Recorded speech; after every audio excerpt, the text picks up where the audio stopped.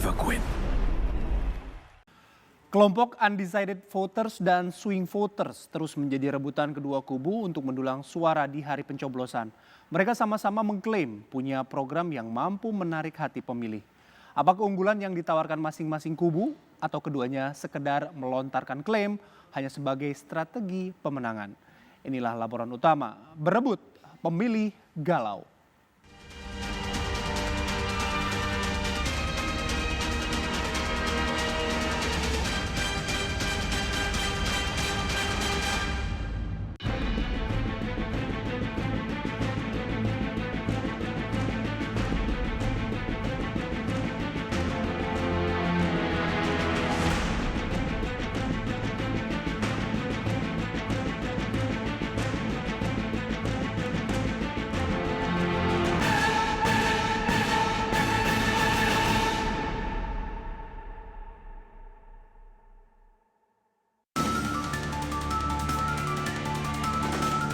Dua kubu yang bertarung di Pilpres 2019 terus menggencarkan manuver untuk merebut suara kelompok undecided voters atau pemilih yang belum menentukan pilihan maupun swing voters atau pemilih mengambang.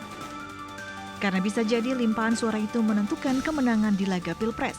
Apalagi sederet lembaga survei menyebut angka undecided voters dan swing voters masih cukup signifikan. Kedua kubu pun sama-sama mengklaim punya program jitu untuk merebut hati pemilik suara yang belum menjatuhkan pilihannya ke 01 ataupun 02.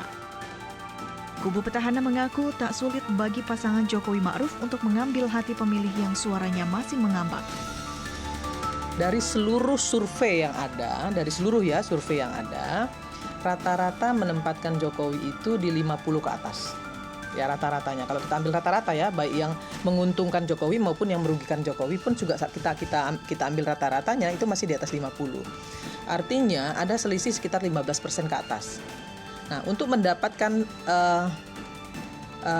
undecided voter yang 13%-an itu saya rasa atau 18% bagi kami bukan hal yang sulit juga.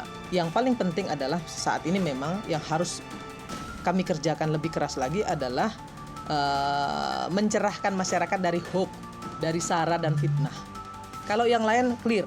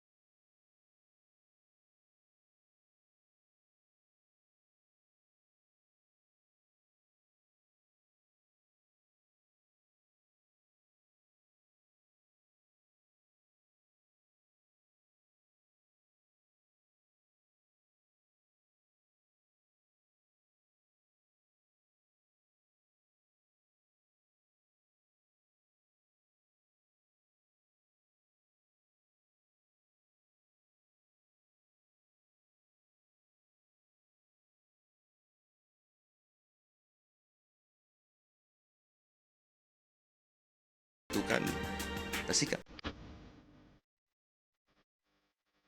Lantas apa yang membuat mereka yakin bisa meraup suara undecided voters maupun swing voters pada 17 April nanti? Apakah sekedar klaim atau mereka benar-benar punya keunggulan yang bisa memikat hati rakyat yang punya pilihan itu? Ya yang kami unggulkan adalah program kerja kami jelas. Kami belum melihat yang lain punya program kerja.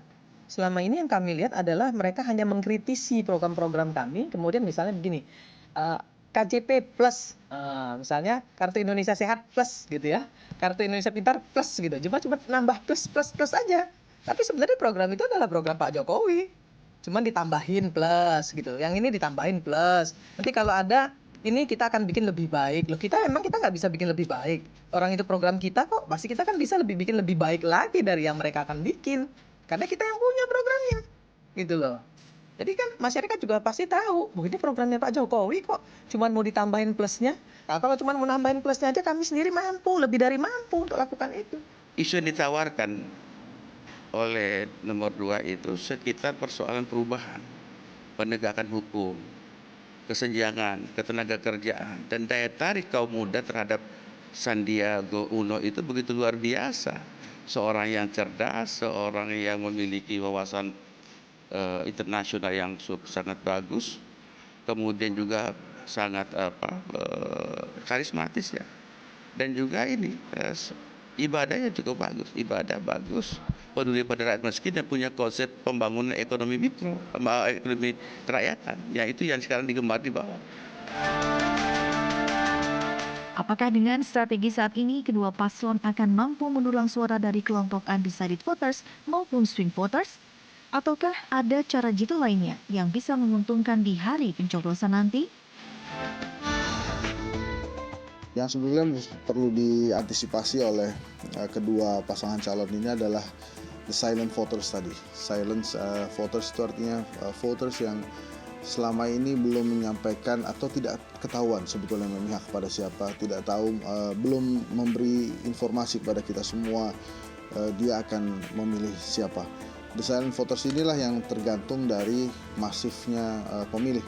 Jadi kalau misalnya Pak Prabowo saat ini masih kalah gitu ya, mungkin yang harus dilakukan oleh Pak Prabowo adalah menyampaikan bahwa pendukungnya saat ini sudah mulai banyak dan silahkan saja mempertontonkan Allah bangga menjadi bagian dari memilih Prabowo. Hal yang sama juga bisa disampaikan oleh Pak Jokowi. Pertama, apakah mereka mampu menggambarkan sesuatu yang lebih optimis atau tidak.